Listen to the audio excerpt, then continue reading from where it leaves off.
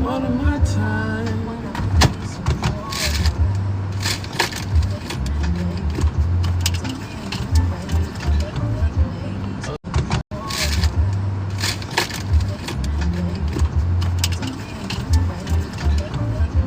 That was it.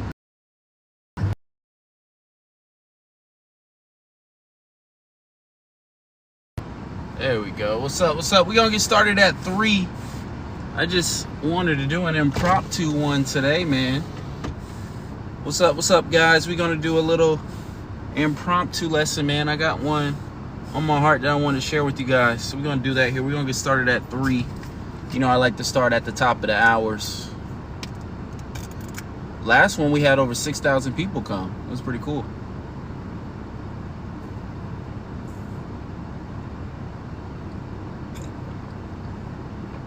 Last time, yeah, it was good. What's up? What's up? What's up? Let me get started at the top of the hour.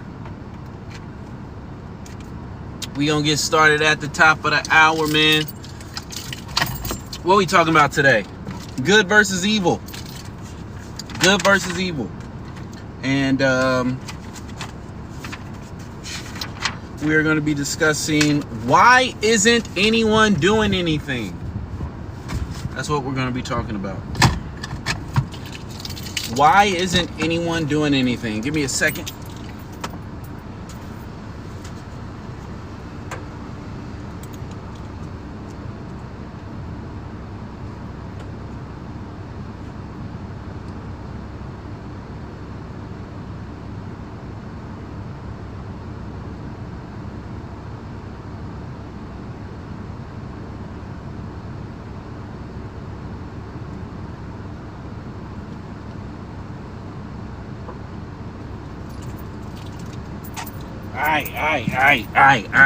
I know I left you guys. I'm sorry. You guys were looking at nothing for a little bit. I always hate when like I be scrolling live and I be seeing people do that. Like you just show up to like a blank screen. But anyway, oh, someone from Portland here? What's up? I saw somebody with some name from Portland. Say what's up, man. We're gonna get started right at the top of the hour, right at 3. Hello to all my followers who are here. I'm still trying to understand TikTok. I think they got you guys at the top of the screen. You guys who follow me? No? Maybe? I don't know. I'm gonna get started right at 3 or whatever time it is for you. So in 3 minutes, I'm gonna get started with today's little power lesson, man. Say hello when you stop in. Make sure you guys are hitting the like button as we go through. Today we're gonna be talking about why isn't anyone doing anything? Why isn't anyone doing anything? Feels like our country is falling apart and like nobody's doing anything. So we're going to talk about that today. I joined the General Strike thing, the General Strike USA. I'm also going to be doing probably more uncensored versions of these lessons in their Discord. And so you can look that up, General Strike US. They just gave me permission to start doing some public speaking there. So as you guys know, I want to take this on the road. I think my contribution to the resistance is public speaking and rallying and things like that. So I think everyone's got a gift that they could do here. And so eventually I want to take this thing on the road. Eventually I want to come to your city. And as I tell people, if you got at least 10 people, listen, man, I'll get the room rocking. If you got at least 10 people, I'll get the place jumping. I'll get us on track. But today, like I said, we're going to be talking about why isn't anyone doing anything? Okay? Why isn't anyone doing anything? Seems like the country's falling apart. It seems like a lot of us are upset, and we just got to act like, you know, this stuff's normal, and it's never been normal at any point in our lives, okay? So we're going to talk about that in about 1 minute, top of the hour. Get you some pen and paper, because you know when I go, thank you, Brenda, you know that when I go, we go deep. So we're going to be going deep. We're also going to be on page 91 and 92 of the manifesto. So if you need to download yourself a copy, You can download yourself a copy at the link in the bio, mercyformaya.com. mercyformaya.com. You can get yourself a copy of this right here, the Overman's Manifesto. We're going to be on page 91 and 92. We're going to be talking about good versus evil today. Good versus evil. This is going to be a fun one. And this is actually one of the ones that, like, well, all of these are really core to what we're trying to do and what I believe and what we got going on. But this one is going to be a really, really important one. Actually, I need to leave my car on so it charges. I need my phone to charge. But welcome everybody. We're gonna get started. It's 3 o'clock. Welcome everybody. My name is Gabe the Great. Thank you so much for coming today. I'm gonna roll up the window just in case I'm yelling. If I get too hot, I'll roll it down. But thank you guys so much for coming today. A little impromptu. I didn't plan on this. I just got inspired this morning. And I'm gonna be honest, man. If you guys haven't figured out, I'm a taxi car driver, right? So I drive a taxi. And my first couple years of taxi driving was great. Like, I felt like, you know, money was good, everything went good. But like, ever since, like, because I started right before COVID. Ever since after COVID, man, this job has been difficult. Not because it's taxing, but because everybody is so depressed. Like, everybody who gets in my cab has a sob story. And it gets taxing hearing 10, 15, 20 different ways that people's lives are falling apart every day. So like, I did 2 people this morning and I was like, bro, I can't do this. I can't. Like, it's very taxing, because then I got to go home and then I got 3 girls, one who's autistic, you know, I got another person in the house who's bipolar. And so it's very taxing to come do this job where it's not hard, but I gotta like hear people's sob stories all day. And I'm a solution-oriented guy, right? I'm a guy who wrote a 103-page manifesto. So I'm a guy who's like, let's talk about solutions. But when people, person after person, is getting into your life and they're just trauma dumping, basically, you're like, okay, I can't do this. So I got inspired about a lesson that I was going to work on for Sunday night. And so, as you guys know, I do these unity national unity conferences on Sunday and Tuesday nights at 7 p.m. I'm also part of General Strike USA, and I'm going to start doing some more uncensored speaking there. But eventually the goal is to go from my car to the stage and really do rallies and really help people get inspired and invigorated. But today we are going to be talking about, why isn't anyone doing anything? Make sure you guys hit that like button. Please hit the like button so that this gets out. We're already at 100 people. I haven't started. This is crazy to me. This is nuts to me. Like, I will never not think this is cool. I think at the end of May, beginning of June, I had like 30 followers. Now that, you know, my last one, we had like over 6,000 people at the live. So this thing will always be incredible to me. So make sure you guys are hitting the like button, sharing this as points resonate with you, as you help it. Checking your pro-Trump, your anti. Bro, I don't care about Trump. I'm pro-human. How do you accidentally rip one too loud on stream? Okay. Trolls here. I love trolls. You know what's interesting about trolls is after my lives, I always check the stats. It's always the people who are trolling the most who have the most watch time. It's very interesting. So I took away from my last live is like, I don't even need to engage with these guys because these guys are going to watch regardless. But let's talk about, why isn't anyone doing anything? Okay. In America, right? I'm in America. Appreciate you. In America, right? We just had this one big, beautiful bill passed, right? And it's a mess. It is not a big, beautiful bill. It's beautiful for no one except if you're a wealthy elite, right? If you're not wealthy, that bill was not beautiful. Okay. Oh no, you're good, Sid. You're good, Sid. You're good. You're new. And I know you weren't trying to troll. That thought came into my mind. I wasn't trying to bag on you or anything. And I'm sorry.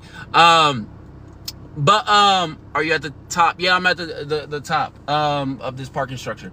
But you know, we had this big beautiful bill pass, and you're hearing everything going on with the ICE raids. You're hearing about, you know, our president got a $400 million gift from another country. all these things, and you're looking around and you're going like, bro, why is nobody doing anything? There's even this thing on TikTok where people are like, yo, somebody do it, right? Where there's this unspoken feeling and spirit throughout the entire country of like, yo, somebody needs to do something about this. Like, even if you were pro-Trump or MAGA or whatever, even those people are like, yo, this is kind of nuts. It's kind of crazy right now.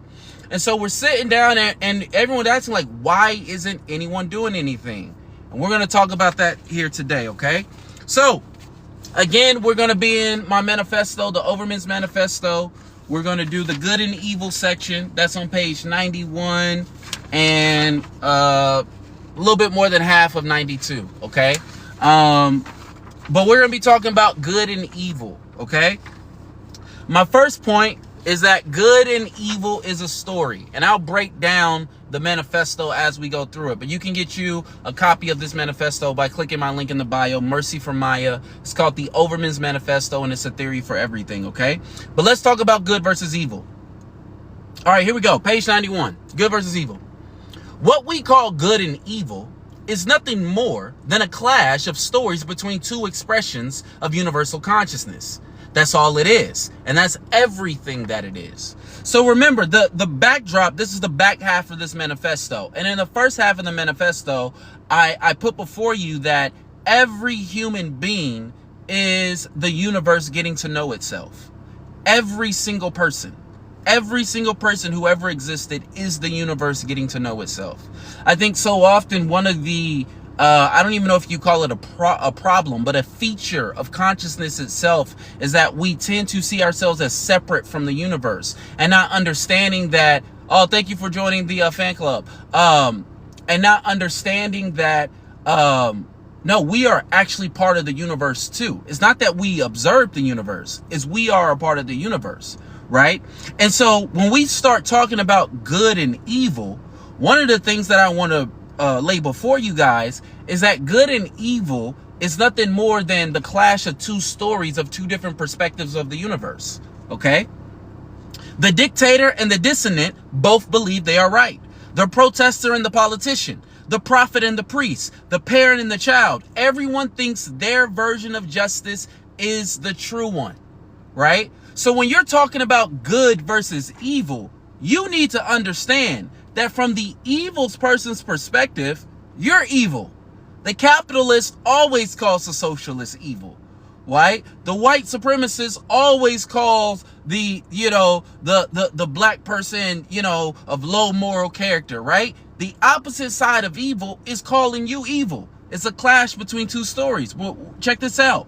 But what if the truth isn't in the action itself, but in the relationship between the actors? What if morality is not a divine creed or an eternal code, but the terms by which the infinite chooses to treat itself? Thank you guys for following. Make sure you guys are hitting that like button too. Morality in this framework is how the infinite honors the infinite. It's what happens when universal consciousness recognizes itself in another being and says, you are like me, therefore I will not harm you. Morals are what make the illusion of separation bearable. They are how the self, the ego, the body chooses to treat other selves, and that it knows is not separate at all. This is why most concepts of morality are relational. Goodness is usually described as generosity, care, honesty, things that bring us closer. Evil is betrayal, deceit, violence, things that sever the tie. Morality is the ritual of staying whole, even while split into billions of bodies. So what I was trying to explain here in the manifesto is that we need to understand that from my perspective, morality, things that we consider good are the things that makes separation, or as I put here, morality in this framework is how the infinite honors the infinite. It is what happens when universal consciousness recognizes itself in another being and says, you are like me, therefore I will not harm you. Morals, here's what I was trying to get to. Morals are what make the illusion of separation bearable, right? We'll get to that in a second. I actually talk about truth before that. But let's get back to that about absolute truth. And actually, it's actually going to go deeper into this. You're getting a little ahead of me, but that's a great question. No, what I'm saying is that when we're talking about morality, from my perspective, from my framework, it is what makes the illusion of separation bearable. So one of the things that, and America has this huge, and we're going to talk about America in a second, but we really live in a cult of the individual, where it's all about self. It's all about me. It's all about what I can get and what I can do and things like that, right? It's all about me. Oh, my phone's heating up. That's why. Hang on a second. Let me get to a shady spot. I'm gonna go to a shady spot because my phone is heating up and it's making the thing, it's making my camera go slow. Give me a second. I'm gonna go to some shade. Hit the like button for me while I go to some shade so my camera doesn't give out on me. It's about time for a new iPhone upgrade too. That's what I really need to do, is to update my iPhone. So we're gonna go to the one lower level down, so that way my phone doesn't overheat.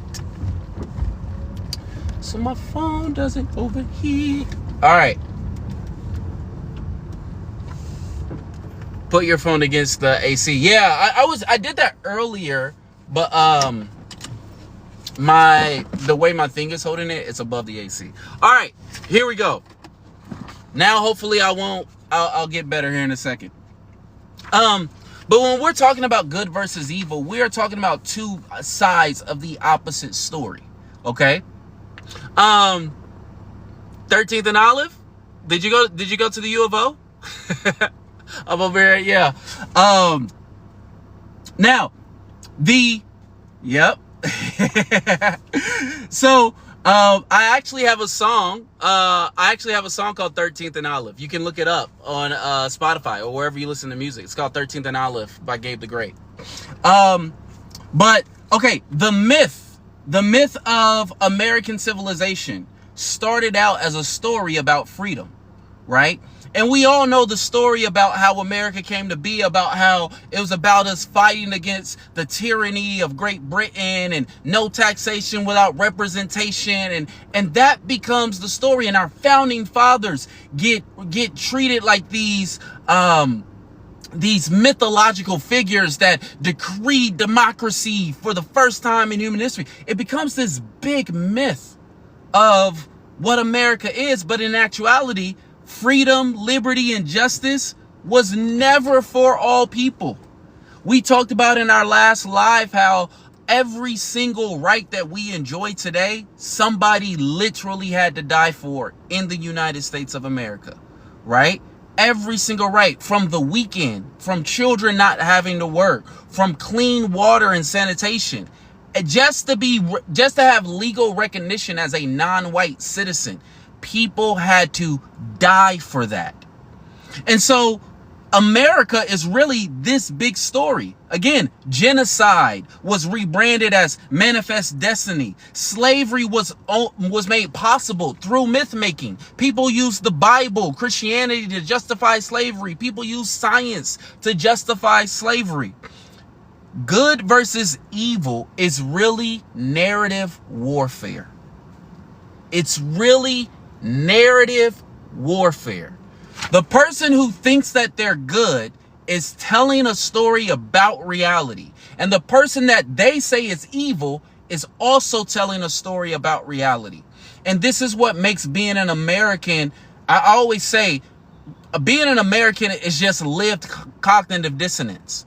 Because on one side of America is this story of fighting for your independence and freedom and justice and democracy. And on the other side of America is genocide and slavery and women not having rights and children not having rights and poor white men not having rights and not having clean drinking water and the rich being able to do whatever they want. These are the two competing stories. So depending on what side you're on here in America, if you're on this side, where this is a beautiful, sacred country that protects freedom, justice, and democracy, then anybody going up against your country, anybody who wants to drag you back and talk about slavery, or anybody who wants to talk about DEI or socialism, these people are evil.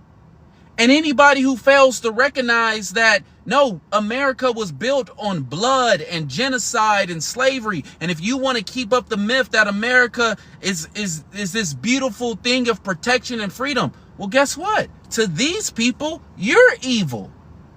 And so good and evil becomes this narrative warfare. It becomes this narrative warfare. And I tell people this all the time. Both sides think that they're good, right? Both sides think that they're good. And this is why oftentimes there's no better nature to appeal to. So one of the things that people are having a hard time accepting, there's no better nature to appeal to with Trump and his loyalists. There's no better nature, because from their perspective, you're evil, right? I was watching an interview today of Trump, and again, I tell you guys, don't watch a lot, so I don't watch a lot, but every now and then I'll pop up just to see. And I briefly watched this interview for like 15 seconds of it, and this person was, apparently some Democrats had put a bill up for ICE agents to not have to wear masks and to have to identify themselves. And this reporter asked Trump, hey, what do you think about that? Do you think ICE agents should have to, identify themselves? This guy literally says, anybody who wants that doesn't love America, right? You would think a sensible person goes, no, wait, we should be able to identify the people who are snatching us off the streets. Like, how do we live in a free society if we can't even identify the people snatching people off the streets? It's narrative warfare. It's narrative warfare. See, from on this side, where America is this, thank you for the gift, where America is this beautiful place that protects democracy. No, you guys got to understand, the ICE agents are here to protect us. We need the ICE agents. We got to do something about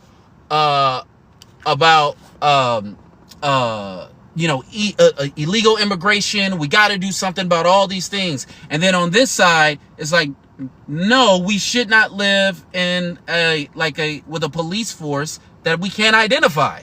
Like, there should be due process of law. This side, they're evil from these people's perspective, and from these people's perspective, these people are evil. It's narrative warfare at its core, right?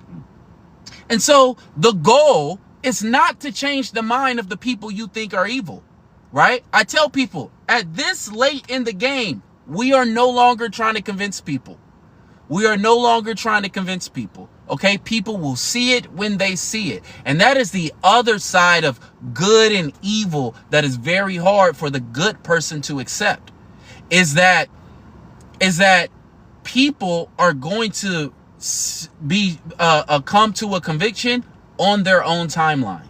And as much as you want people to get your side today, and as much as you want people to see things this way today, it's going to take some people more time, okay? But the goal is not to change the mind of the people that you think are evil. The goal is to fight for the belief in yours. A lot of you guys know, and I talk about this often, and I'm going to talk about it a little bit later, but I grew up in a cult. And after spending 13 years in a cult, what I began to understand is that it doesn't matter what's true. It only matters what people believe is true. Like, I'll take one for myself. For so long, I was so afraid of going to hell. Now I don't even believe in the concept of hell, and I believe that the idea that I could burn for all of eternity is foolish, right? But for a big portion of my life, almost a third of my life, the fear of burning for all of eternity guided everything that I did. And still to this day, even though I don't believe in hell and I don't think I'm gonna burn for all of eternity, the guilt and the shame of living with those beliefs still can be a part of my life today. It's not about what's true. It's not about what's true. It's about what people believe. Remember, people were saying freedom while there were actual slaves. People were championing freedom while there was actually slaves. And so the fight is not to get the evil person to become good. The fight is for what people believe. It's a narrative warfare. And a lot of us and we're going to talk about this in a second, a lot of us want things to be absolute. But here's the second thing we got to accept. We're going to go back into the manifesto. Good people are not entitled to a victory. Okay? Let's keep going here. We're paragraph 3, page 91. But every self has its own compass. What one society calls evil, another calls righteous. The same action, a revolution, a trial, a murder, can shift meaning depending on whose story you tell. Even the worst atrocities in histories were justified by those who committed them. The slave owner believed in order. The colonizer believed in civilization. The abuser believed in control. The narcissist believes in their own importance. Evil is just the logic of the ego carried to its extreme. Let me say that again. Evil is just the logic of the ego carried to its extreme. That's why the most dangerous evil today is not the criminal or the outcast. It's the narcissist in power. It's the manipulator with a flag. It's the liar with a cross. The smiling tyrant who dresses oppression and righteousness. Because evil doesn't look like a monster. It looks like certainty. It looks like this is how things are. It hides behind law and tradition and scriptures and flag. It thrives because it counts on one thing, that good people will assume they are entitled to win. Right? What a lot of people don't understand about the people that you think are evil, right? And one thing I said earlier, there's no better nature to appeal to. There's no better nature to appeal to, because these people, these evil people, will use anything to get their evil off. Whether it's laws, whether it's a flag, whether it's religion, whatever they can hide behind to do their evil bidding, that's what they're going to do. They're going to do that. And it doesn't matter if the facts, evidence, the meaning, the morality, it doesn't matter if all that is on your side. You, me, nobody else is entitled to a good life, is entitled to justice, is entitled to democracy, is entitled to freedom. That is something we must actualize. And most evil people know that. Most evil people know that most people feel so entitled to the things that they champion that they're not going to fight for it because they believe that they should already have it. One of the hard truths about coming out of a cult is seeing yourself in the cult leader. And I tell people this all the time. Donald Trump is not a problem. He is the manifestation of the American dream.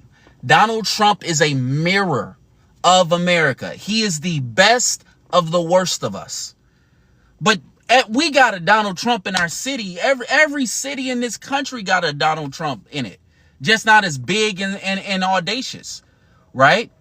And so, and what all these guys thrive on is that all the people who want goodness, all the people who want justice, liberty, freedom, they're going to think that they're entitled to it.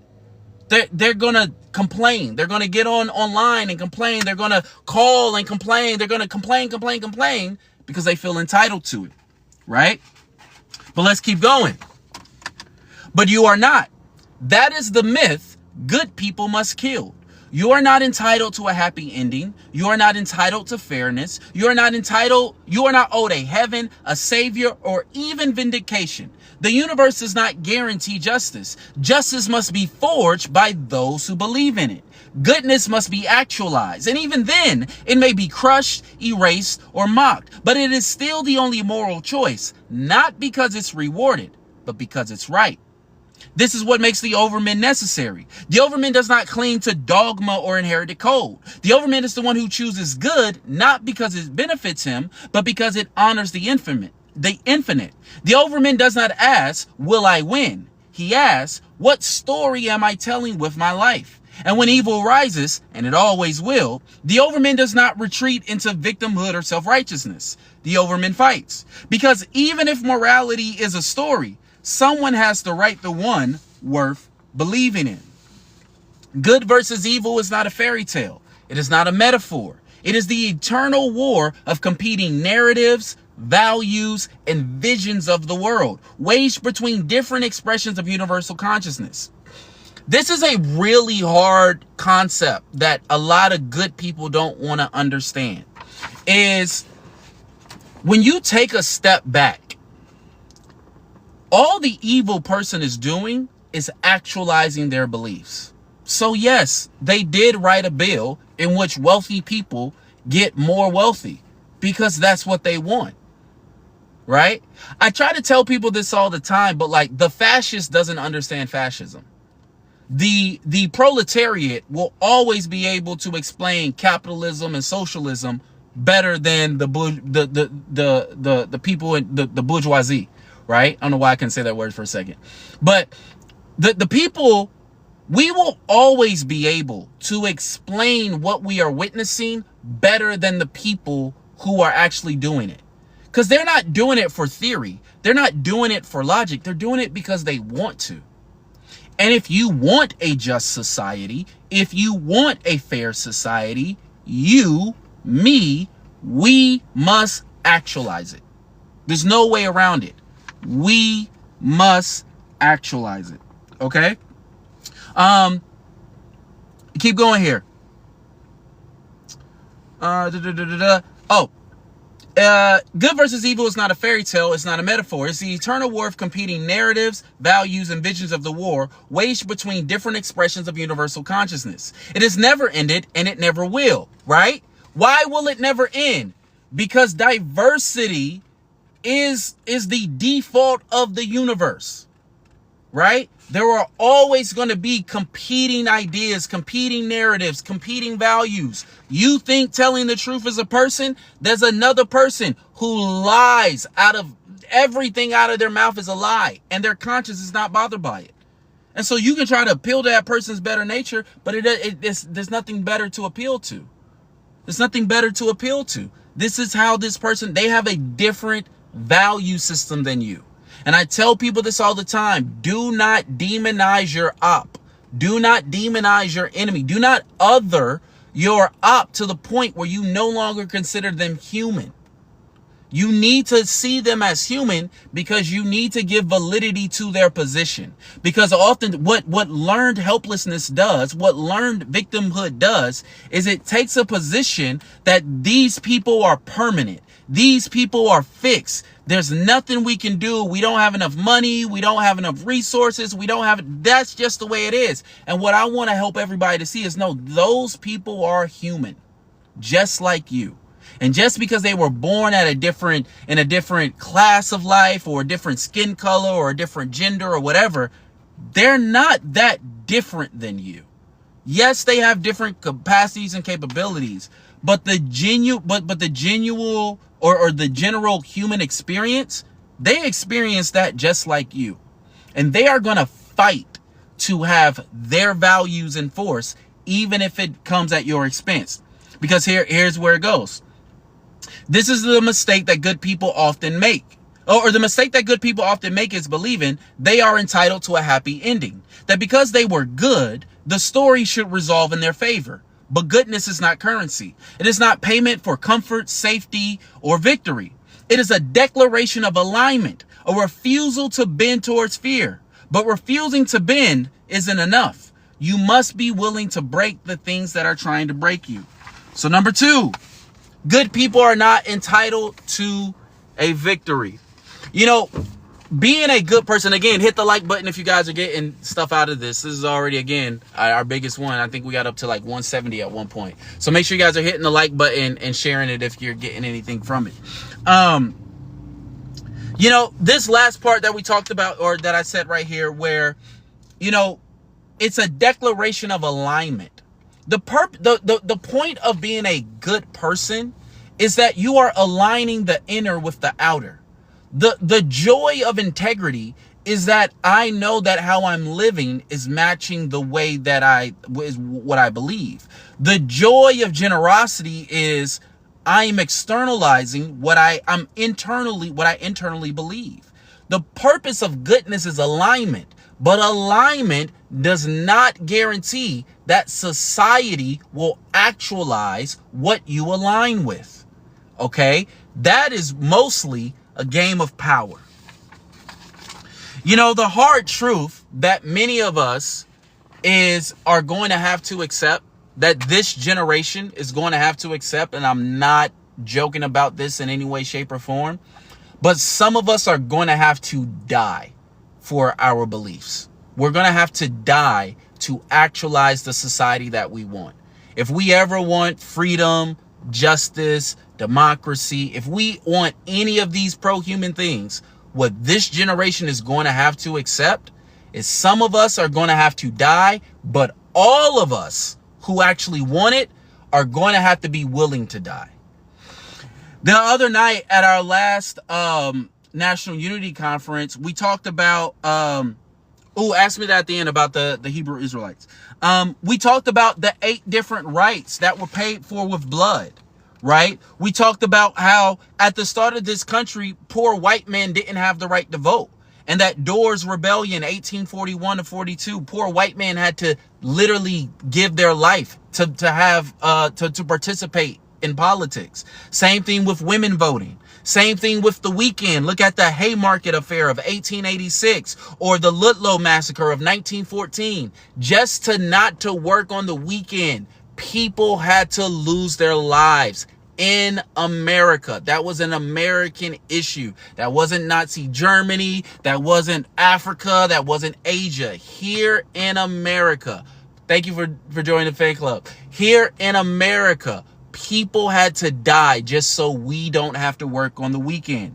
Don't need to talk to you about slavery, but clean and drink, or for children not to work, for clean water and sanitation, public education.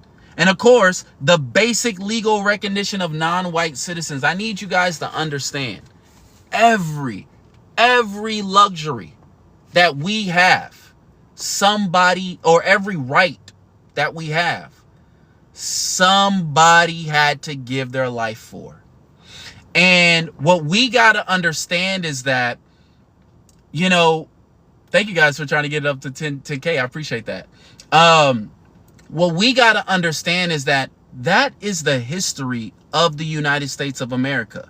The history of the United States of America are black people, poor white people, women, indigenous people, Asian people, all kinds of people, right? Trying to 300 workers strike by ICE. That's crazy. We'll get to that in a second. But people had to die for their beliefs. They had to die for their rights. And it's not going to be any different in our generation because that's just the history of America. And so we're not entitled to victory just because we think that we're right. Somebody asked me earlier about, do I believe in absolute truth? What I believe about truth is that 1,000 years from now, probably everything that we think is true is going to be discovered to not be true. Just like we do with the history. Just like we do with, you know, people of the past, with things that they swore were true.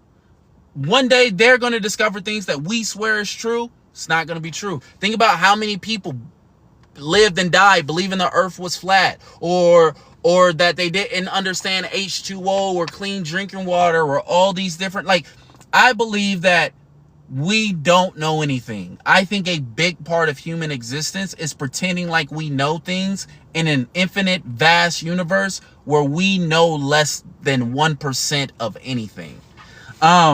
But, you know, just because we believe that we're right in 2025, or even if we are right, even if the facts, evidence, even if our way of life would be better for society, it doesn't mean that society is going to just change itself to what be better for it. Okay? You win because you wrestle power from the bad guys. And it doesn't matter if you have the truth. And here's one thing that people got to understand. That this really becomes a game about power. And it doesn't matter if you have the truth if the other side is better at manipulating. If the other side is better at manipulation, at disinformation, at misinformation, doesn't matter if you have the truth. So the war It's not over what's right. Because I tell people this all the time. We got to get away from debating facts. I tell people, I don't debate climate change with people. Like if you don't believe we can affect the climate, I'm not debating it with you. I will debate implementation of certain policies. We can debate that. But we are at a place in society, and a lot of it is we got to start looking in the mirror, us good guys. We got to start looking in the mirror and go, wait a second. Why did we even let these idiots believe that their position is like, has any merit to them? Like some of the things we are debating on the national stage, like I have a daughter who has autism, and a lot of you guys know I started this journey by fighting for my nonverbal autistic daughter. And later this summer, I'll be petitioning the United States Supreme Court. Well, probably in the fall, I'll be petitioning the United States Supreme Court about my daughter's case. We've taken it all the way from the federal district court all the way to the United States Supreme Court. And so when you got a guy like RFK, right, who's in charge of health, maybe starting to cool down. I'm gonna turn up the AC again. When you have a guy like RFK who's like, oh, autism is caused by vaccines and this and that, it's like, bro, I'm not debating that guy. I'm calling that guy an idiot. I'm calling that guy out of his name. Because what these guys want to do, and what the manipulators have done a very good job of doing. Actually, before we get to that, because that's actually the last point. But I do want to talk about this, that in a pro-human society, we must learn how to safely integrate the dark and dangerous parts into society, or they will consume us. So back here, I talked about how, listen, this is really an issue of power. And let's be honest, we don't have a healthy relationship with power in our country, because power has been so brutal to us, right? Power has been so harsh against the people in the United States of America that we don't trust it. We don't like it. But I learned something very interesting about power. You know, like I said, I was in a cult for 13 years. And probably the last 4 or 5 of those years, I would consider myself a leader in that cult. So I often tell people, like, I'm a former cult leader. And the reason why I tell people that is because I think one of the reasons that cults and this type of brainwashing, mass brainwashing, can take place is because when people don't know how to integrate their shadow side or their dark side into themselves in a healthy manner. And the reality of it is, when you are a part of a cult, you are both a victim and a co-conspirator, right? You're both a victim and a co-conspirator. And so a lot of people just want to leave a cult and be a victim, right? They just want to be a victim. But what I understood is like, no, I recruited people into the cult. I was writing lessons from the Bible about why you should join our church. I was the one giving the message, right? And so once I learned that, man, I am capable of manipulating people. I am capable of deceiving people. I am capable of being brainwashed and then going and brainwash other people. This is why I tell people I'm a former cult leader, because I need to integrate that part of my reality. That part was part of my existence, and what a lot of people want to do and what we like to do in America is go, no, slavery was so long ago. No, slavery was so long ago. No, we are free now. That was how things were in the past. And it's like, no. At no point in human history have we ever dealt with white supremacy. Or in American history. At no point. You're not going to sit here and convince me that racism ended in the 60s when King, Malcolm, Fred did not get out of the 60s. No. See, what society does and what evil people do is they tell you that, no, it's over there. It has nothing to do with us. And what I'm trying to help people to see is, no, you got to, Malcolm X, you got to integrate those dark parts of society. You got to deal with these people who will intentionally lie with no shame, with no conscience. You have to deal with these people with consequences, because if we don't, they will amass power. They will. So what a lot of people don't understand, again, we're talking about why isn't anyone doing anything? Part of it is that belief that, hey, if I just do the right thing, if I'm just a good person, it'll work out in my favor. This is a game of power, whether you like it or not. And as someone who at 24 years old, I'm 36 now, but at 24 years old, I was the voice of God for people, right? I was the voice of God for people. People at 24 years old, people were asking me where to live, who to marry, what should they do with their life, what career they should do. And as someone who's been on the other side of power, as someone who's had a lot of power at a very young age, I'm telling you guys, a lot of that, and I talk about it in my manifesto, there's two sides to power. There's the people who build the throne and the person who sits on it. And we got to start taking responsibility for that side that builds the throne, right? Because even if we didn't vote this person or say, I approve this person or whatever, we're going to talk about it at the end. But these are people who don't respond to the threat of consequences.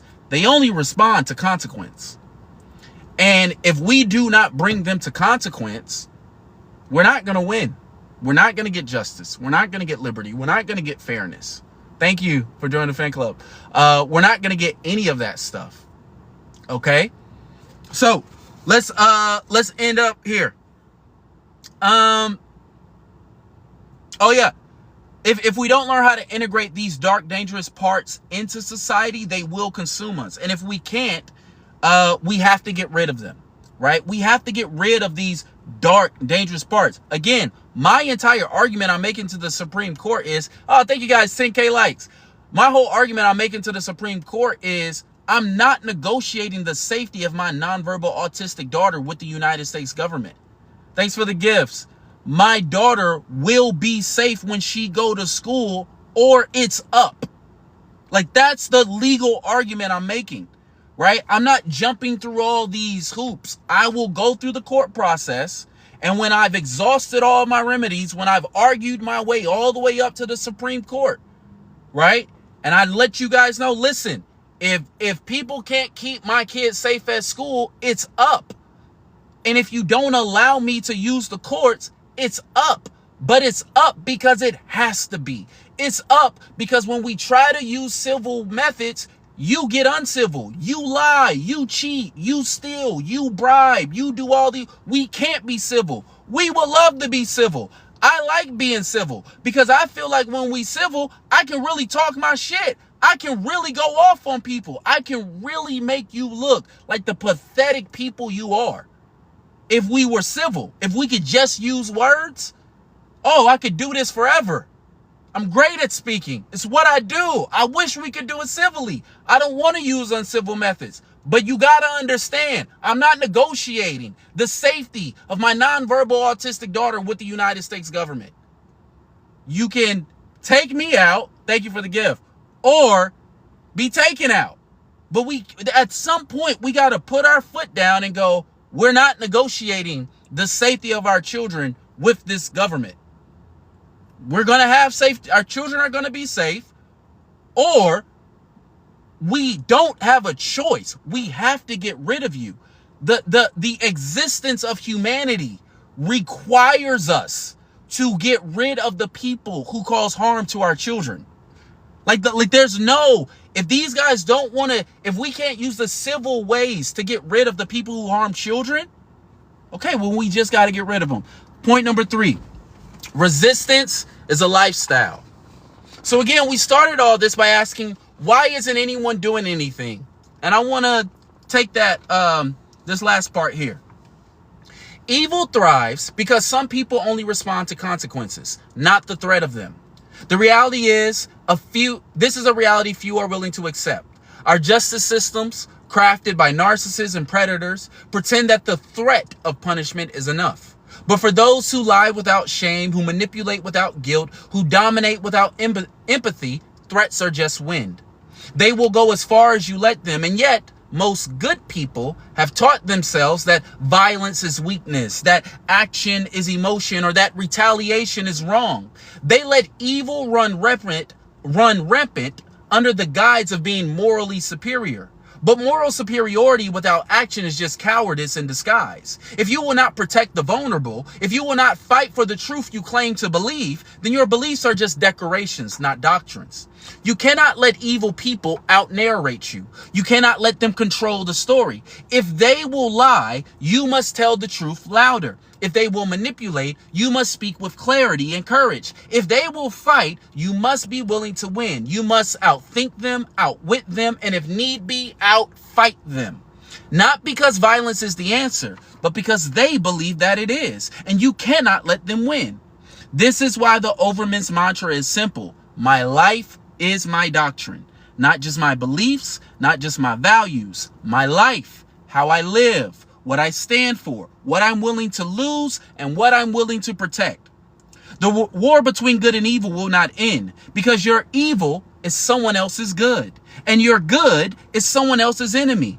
Universal consciousness is infinite, and it will manifest in forms you cannot imagine. The question is never, when will the war be over? The question is, which side will win in your lifetime? You are not owed a peaceful life. You are not owed justice, but you can create it. You can live it. You can outlast the lies and the liars. And if you cannot live in a world where truth reigns, then build one where it does. But understand this, the fight is forever, and you were born into it. Now choose your side. Again, the final point, resistance is a lifestyle. You know, too many of us are looking for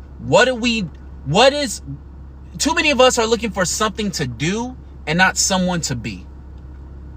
The reality of this is that it's not just going to happen in a general strike or a boycott or a protest.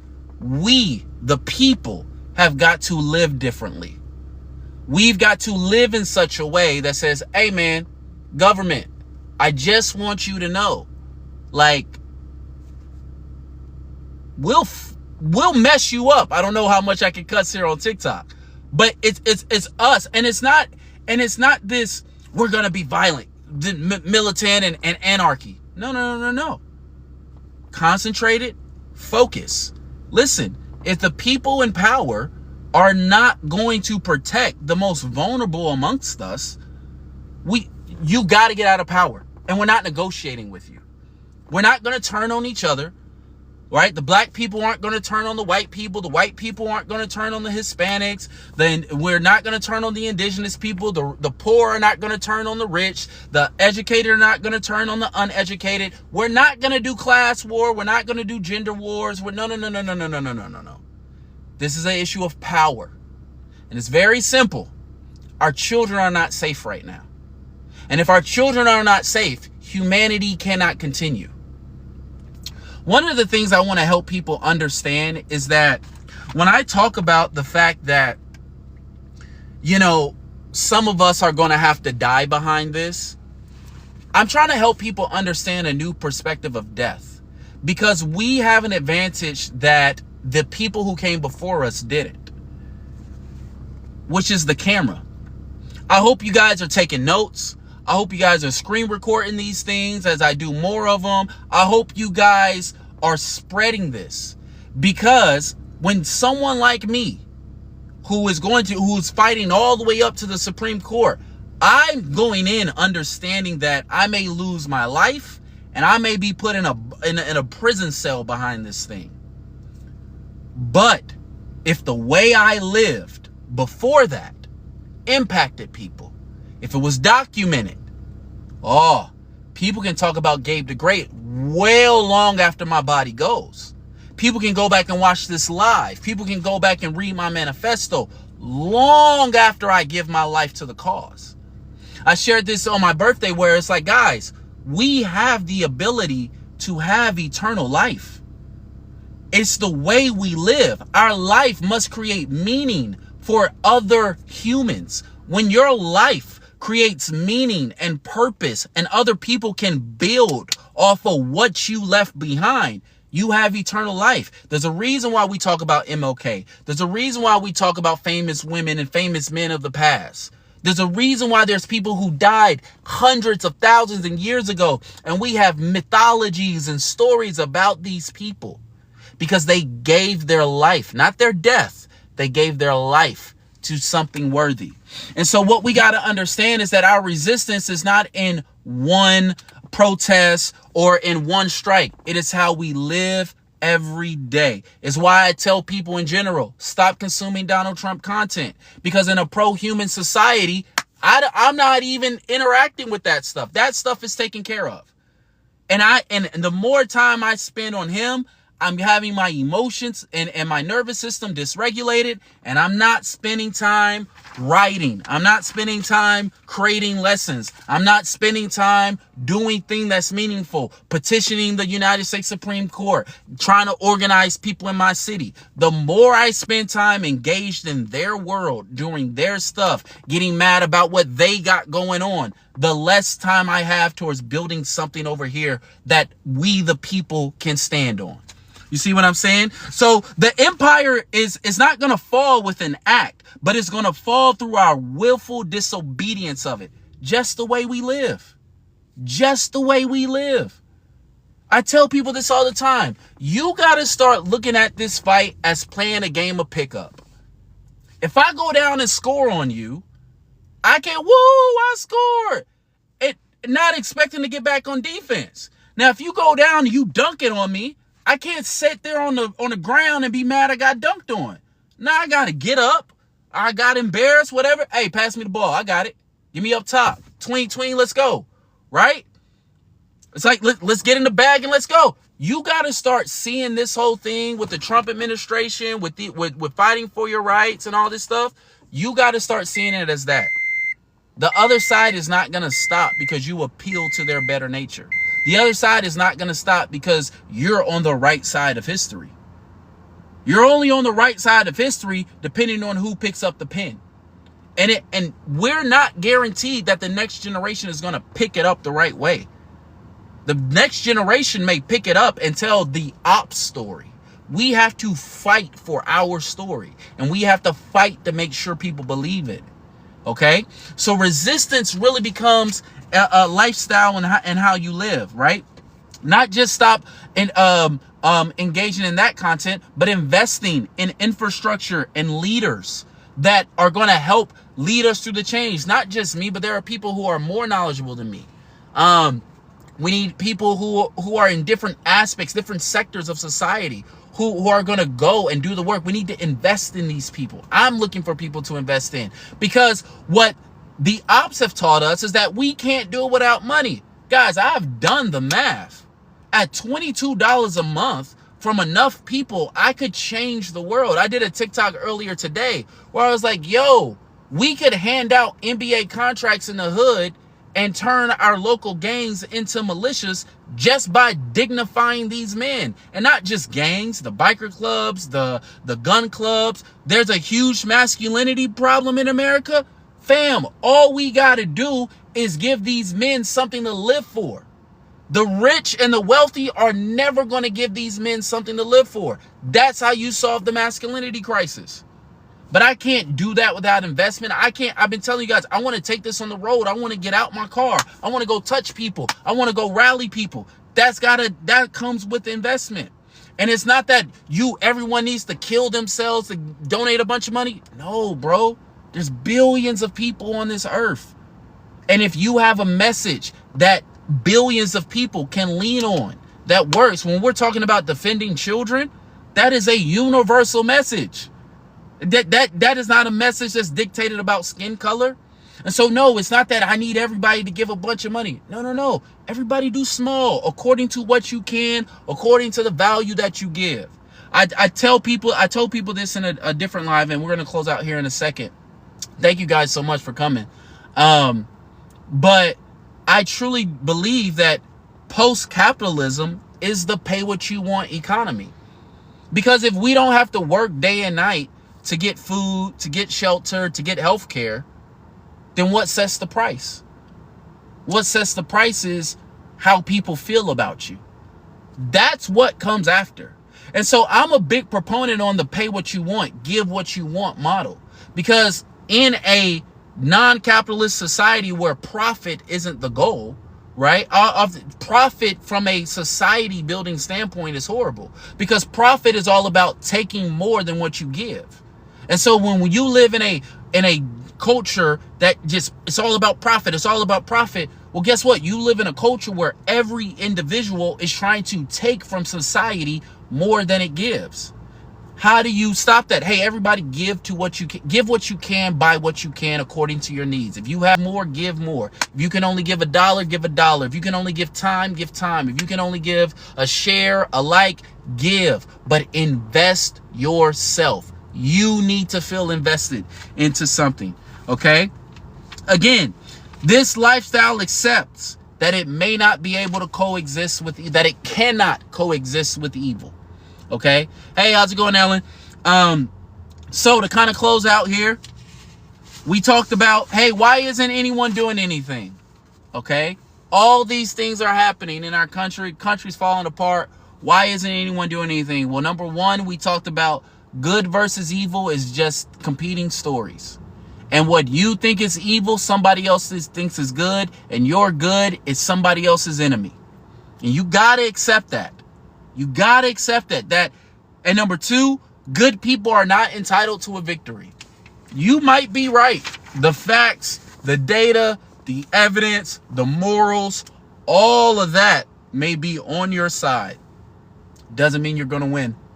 When you talk about society, when you talk about laws, you are talking about power. And the truth doesn't matter if the other side is better at manipulating. And so we're not going to win with the threat of consequences. We're going to have to enact consequences on powerful people. Okay? And then the final thing is that resistance is a lifestyle. It's not we're going to do one strike and that's going to bring them to their knees. We're going to do one protest and that, nope. We're all going to begin living differently. We're going to begin living different. We're going to begin living in harmony. I told you guys, I started the National Unity Conference because I got tired of saying we need to be unified. So I said, I'm going to be the change I want to see. I'm going to come on. I'm going to write a manifesto. I'm going to try to get people joint together about pro-human society, because that's where we need to go, okay? So it's nothing needs to be done. We need to just start living in resistance. All right? So that was my little impromptu one, man. Listen, I told you guys, I think I want to start doing this more.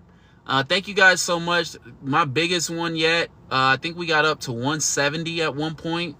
Over 14,000 likes. Thank you guys so much.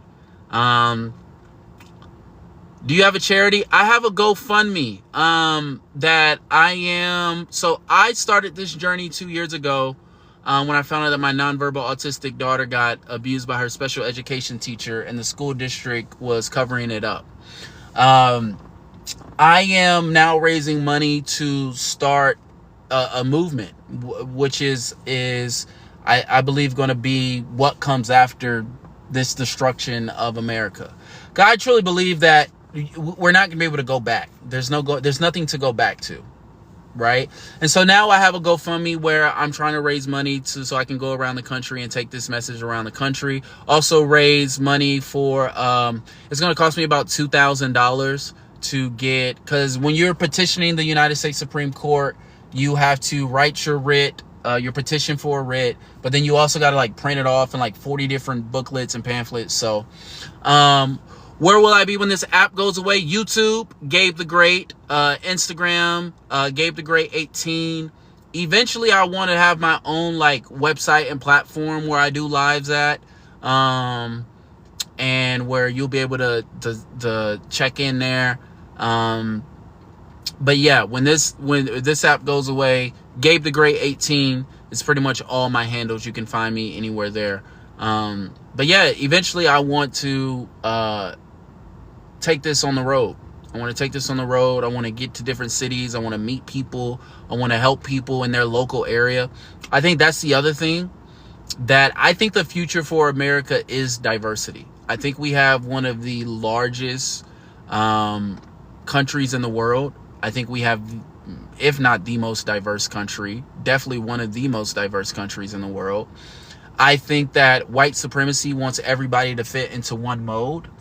And I think that's just not possible. Even if we were a country full of white people, it wouldn't be possible because the terrain of our land is so different, right? Like living in Arizona is fundamentally different than living in Oregon, which is fundamentally different than living in New York City, which is fundamentally different than living in upstate New York. And so a big part of, I think, the future of America is, believe it or not, we got to localize a lot of our issues. I think in one sense, I don't like how he's doing it, but I do think, not necessarily from a financial standpoint of view, but I do think that the federal government needs to become less important, right? This is why I tell people, don't like dehumanize your ops, because a lot of times like the bad guys are right about something, but the way in which they're doing it is totally bad and off.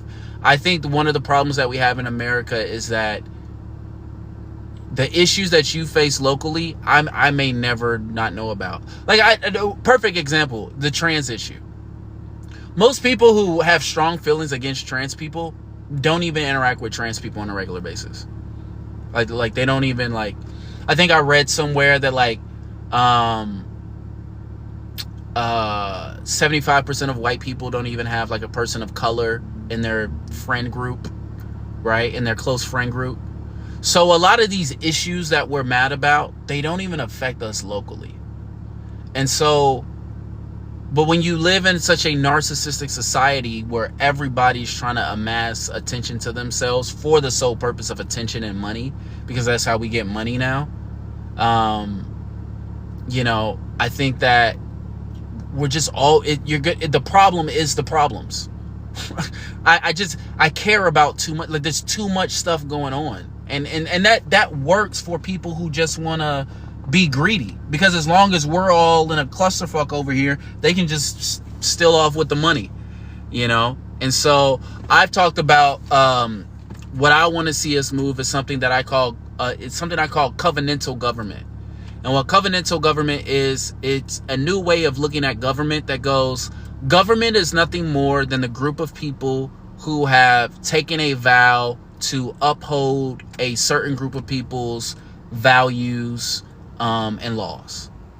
And I think corrupt government is an oxymoron, because the purpose of government is to deal with the corrupt people, right? Like, we don't need the government to deal with good people, right? Like, we don't need the government. Yeah, we need the government to regulate stuff. But again, the regulation is for the people who would take advantage of us, right? Most of us can work out differences amongst ourselves. Oh, my bad, I miscommunicated, or oh, I didn't mean that. Like we can work that stuff out. What we need the government for is for the corrupt people. So I think this idea of corrupt government is oxymoronic. And we need to start viewing the government as, okay, these are the group of people who, of their own volition, because they ran, because they wanted to, they're agreeing, they're taking a vow, a covenant to uphold our laws and values. And we need to come up with a system that recognizes that. So underneath covenantal law, the Constitution renews with every generation. So one of the problems that we have in the United States of America is that some president said as soon as government is a paid job. Yeah, basically, I believe that too. But basically, one of the issues that we have in America is that the law has not caught up with the culture. And in a very real way, the law is always going to be at odds with the culture of America. Because, listen, man, this is going to sound messed up, especially coming from a black guy. But if white supremacists didn't want these problems, they should have never, like, gave people rights. But that's their problem. Their problem is they wanted to take the banner of freedom, justice, liberty while building a white supremacist document, right? Because that's what the Constitution is. So the Constitution has this internal conflict with it, right? Because the founders did not write the Constitution for me. I don't care how many times we amend it or what story we tell ourselves. You can tell yourself whatever story as a black person, as a poor white person, as a woman, as a whoever. You can tell yourself whatever story you want to about the Constitution. Go read it in its original. That thing did not care about you. And so underneath covenantal law, the law keeps in step with the culture. And so we renew it every 20 years, update it every 20, 25 years, depending on what country has as a generation. And because one of the things I talk about in the manifesto, somebody asked me about absolute truth earlier. And I don't believe in absolute truth because I just don't think we know enough. I mean, gosh, humans see like we see less than 1% of I think visible light is less than 1% of the electromagnetic spectrum. We hear less than 1% of all sound waves. 95% of the universe is unknown to us. I think if there is an absolute truth, if we know it, it's literally by accident. Like, I think it's by accident. Whatever truth we know is by accident, bro. Because the more we find out, the more we realize, oh, we don't know anything. And so this is one of the fundamental problems with, white supremacy, capitalism, these type of things, is that I'm gonna hop out the car, let my legs stretch. These type of things, they're built on these ideologies that go, we know it. We got it figured out. This is what justice is. This is what liberty is. Whereas I talk about a lot in the manifesto is that a big part of being human is not knowing, right? When you were born, you didn't know anything. You didn't know language, and you just started, you learned. You learned. And one of the things that I think our society has taken away from us is our ability to wonder. Like, we don't wonder anymore. Like, it's really cool having like an autistic child and then also having like a 3-year-old, because my 3-year-old, even my 10-year-old, like they just get fascinated with the most mundane stuff. And it just reminds me of like our basic, how we come into humanity is we don't know anything. And then we learn a little bit, and then we think we know everything. And so I think one of the things that government needs to do is, and then we think we know everything. And so I think one of the things that government needs to do is, my bad? Okay. I think one of the things that government needs to do is use the information we do have to make decisions about today and the future, while acknowledging that we still got a lot to do and a lot to learn. But the nature of the beast is power. That's why people want government. Most people don't get into government because they want to change society, at least not in America. I don't know of the last person who ran like at the federal level, at like the presidential level. I think a lot of local politicians definitely want to help their cities and communities, and I think they try to do the best that they can. But that's why I think Americans need to localize. This is why I tell people it's not that we all need to do the same thing, it's that we all need to do something. And if we're all doing something, they can't stop everything. So it's like, I tell people, listen, if you're passionate about, trans people or gay people or women or whatever, go build it, because I'm not going to do it. Right? Like, my contribution to feminism is being a present father to 3 black girls. Right? That's my contribution to feminism. But I can be passionate about what I'm passionate about, and you can be passionate about what you're passionate about. And we can make space for each other and see that we all succeed. Because if the feminists are succeeding, and the gay people are succeeding, and the black people are succeeding, and I'm succeeding for my daughter, white supremacy is not succeeding. And so it's one of those things that I think that, you can't focus on all of them. You try to save everyone, you save no one. Try to do everything, you do nothing.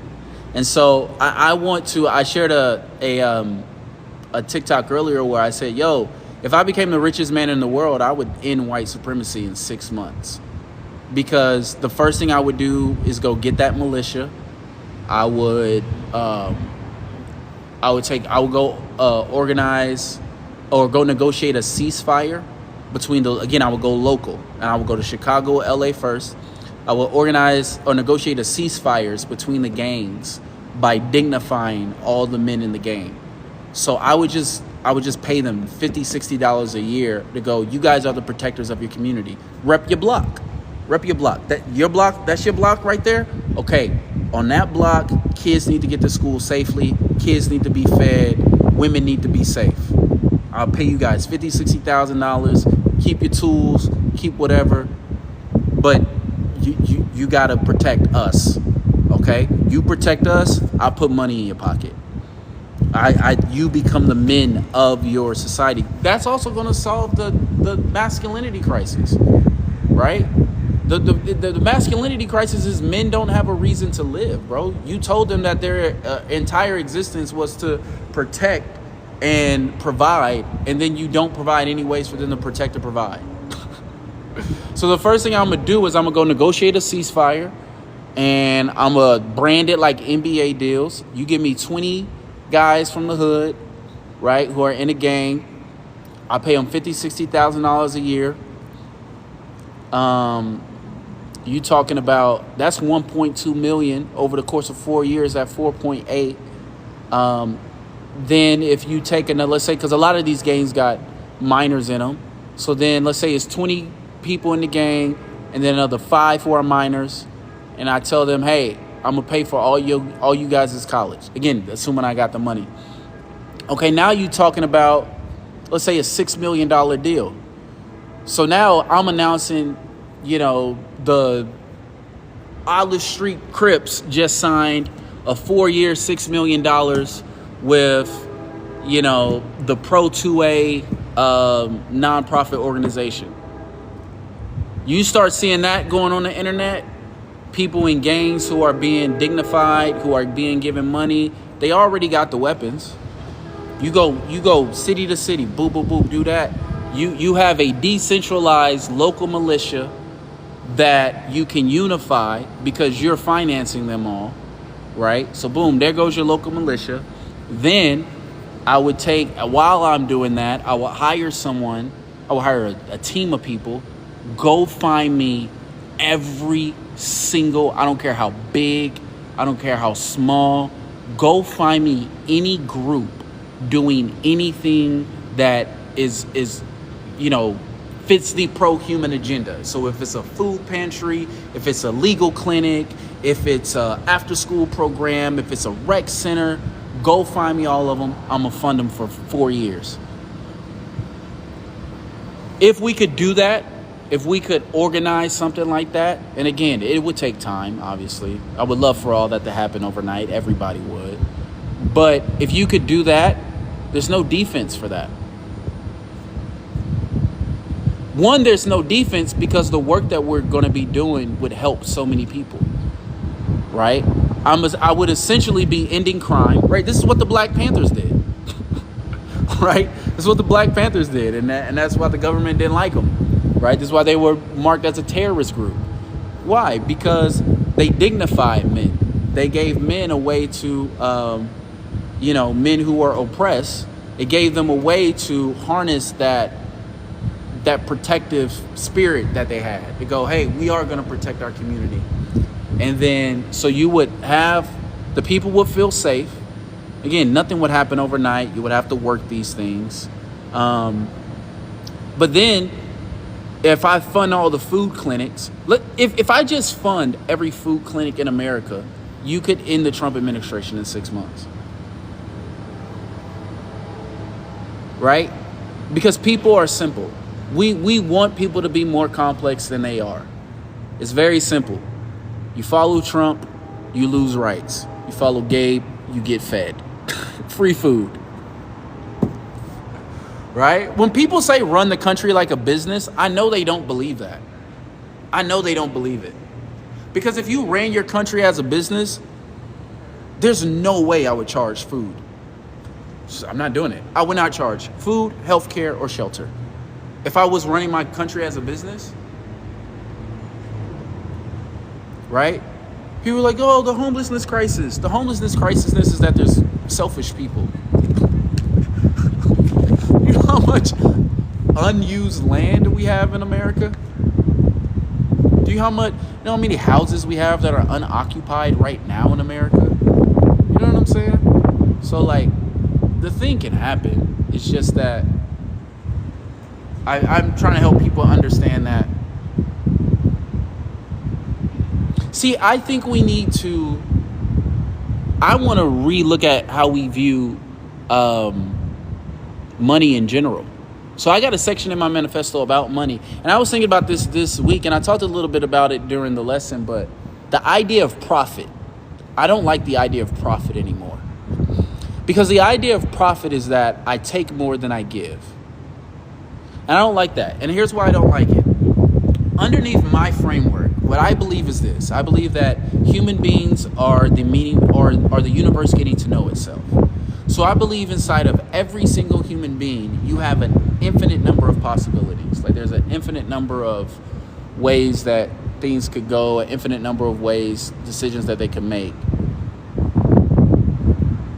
What profit does, profit says, go to society, put in 100, and get back 115 or 125. That's the idea of profit.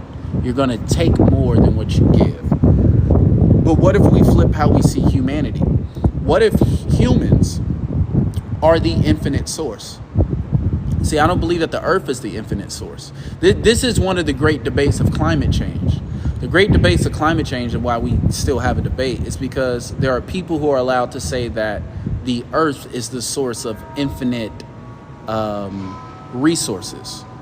I actually think humanity is the source of infinite resources. I think it's us who have the infinite number of ideas, the infinite number of,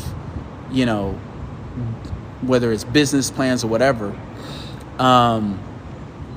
Well, that's why you can turn a profit, because human labor is the source of profit. But what I'm saying is, let's punt the idea of profit. So what I mean by this is, what if we get like, what if we just catch up with other developed worlds and give everybody free healthcare and education? Okay, if we start there, America would just, like, I don't think people understand, like, if just the American psyche, what that would do to 330 million people's psyche if you don't have to pay for healthcare. Or if, you knew that if you worked hard, you could actually get an education, right? So my idea is, let's take that further. Let's have a government that goes, okay, we are going to find the most basic human needs. Humans can't live without food. Humans can't live without healthcare, period. Education seems to be, I talk about it in the manifesto. Education, it seems to be a word for something, a deeper spiritual thing that happens. It's not just reading books. It seems like something spiritual happens when you're educated, or when you're learning something or gaining knowledge. So what if we take these three things and we just provide those outright? Money's not out. When it comes to those things, we figure out how to do those things. Then you goes, okay, well, if people don't have to work for food, if people don't have to work for healthcare, and let's take it a step further, if people don't have to work for housing, because we have enough for all of that, right? That's the other thing. Like, the earth produces enough food for 10 billion people currently, right? We currently, not in America, but I think the whole world, there's enough food produced for 10 billion humans. So a lot of this is just, there is a lot of waste. And there's a lot of waste because the people who control the levers don't care about the rest of us. So if we just go, okay, we're going to get our basic needs met. What is the purpose of human life then? If the goal isn't turn 18, go to college so I can get a job, what becomes the purpose of life? why do humans do anything? Creativity. And that's what I love about it. It becomes a question. It becomes an eternal question that is spread amongst eternal bodies. Because for you, maybe it's creativity. For somebody else, maybe it's to play basketball. Maybe for somebody else, it's to do nothing, play video games. Maybe for somebody else, it's to consume, right? But that's where I think we're missing. I think we have a cap on humanity. Because ultimately, I believe that all these systems, white supremacy, capitalism, any system that seeks to exploit, suppress, or oppress is anti-evolutionary. And it puts a cap on humanity. I just don't think humanity is operating at its full capacity right now. I think humanity could operate at a much higher, much bigger capacity. And I think that money is literally holding us back. Because we go, well, we don't have enough money. And it's like, well, yeah, that's because that's the society that we built. But what if we got in power and just said, no, we're going to change it? Like, no, profit seeking isn't the purpose of life. Making money isn't what people should do with their life. What's the purpose of technology if it's not making everybody's life easier? Right? If you want to feel like a king, if you want to feel important, then you need to do something meaningful. Sorry. If you're not doing anything meaningful, then you should not be entitled to feel like a king. See, I believe like super overrated. I believe that like people like me who are out creating meaning for other human beings, because I truly believe like my manifesto is something you could walk on, right? Because I don't tell you this is what you need to do, this is how you live. I just give you a framework from which you can operate from. Self, society, and the unknown. That's your reality. Self, society, and the unknown. Accepting that there's a large part of reality that you just don't understand. I think people like me who are giving meaning to people, these should be the kingmakers of society. But that's not going to happen till we change as a populace, because we got to start understanding that we have a reciprocal relationship with power. Thanks. We got a reciprocal relationship with power. So when our leaders tell us something or our politicians tell us something, how we respond to them teaches them how they should be. Because again, I've been a cult leader, so I've been on the other side of power. So I know what it's like to go to try to indoctrinate somebody and the people in your cult don't take it well. Or I know what it's like to know that, man, I'm about to make an announcement that people aren't going to like. I'm about to go tell people we got to raise more money. I'm about to go tell people that this promise that I thought was a promise ain't actually a promise because the guy that I got the promise from lied to me. Like, I've been in that situation. And so what a lot of people don't understand, and this is how powerful people want it. Powerful people want you to think that they are just the way they are and there's nothing you can do about it. But what powerful people don't tell you is these people are constantly living reactive. One of the reasons why I don't want power and why, like, after I got out of my cult, like, because I could have been doing this years ago, but I genuinely, the hard part about having a lot of power is that people just don't take responsibility once you have power. It's now your fault. You did it. It was on you. And it was like, well, yes, Donald Trump, the party, these guys, they're the ones in power. They're the ones making it bad and everything. But it's also how we respond or don't respond that teaches them what to do. Right? Sometimes it's funny, like watching these guys, especially having been behind the curtain of like a cult, watching these guys sometime and like I can tell when like they're surprised that we believe their lies. I can tell like they'd be surprised that we believe their lies. I was like, oh, he didn't think we were gonna believe that. But I've just been behind the scenes. I've just been in a cult. I've been a cult leader, and I just know how much stuff is like made up as they go. A lot of these guys, they just make it up as they go. And whatever you believe, that becomes the truth. If you will accept it, then that's what it is. Because they just want power. They don't want anything else. They don't care about morals. They want power. They want what they want. It's really, for a lot of these power hungry people, it's really that simple. But I'm going to start doing these more often. Link in the bio, mercyformaya.com.